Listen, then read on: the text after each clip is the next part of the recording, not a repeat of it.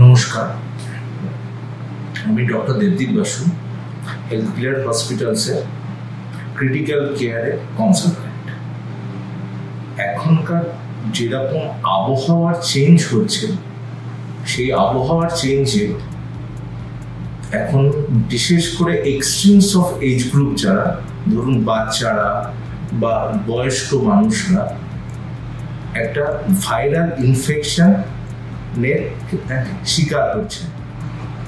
এটা সাধারণত জ্বর, সর্দি, কাশি, মাথা ব্যথা, নাক দিয়ে জল পড়া, এই সমস্ত সিমটমের মাধ্যমে এটা দেখা যাচ্ছে।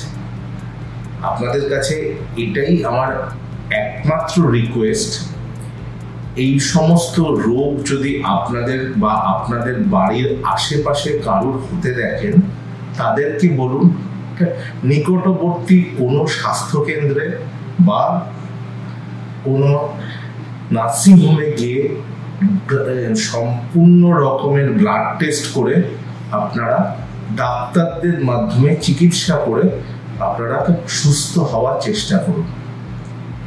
কোনো ওষুধের দোকানে গিয়ে দুটো ক্যালপল, দুটো প্যারাসিটামল, দুটো খেয়ে ওইভাবে রোগটাকে কিন্তু পুষে রাখবেন না।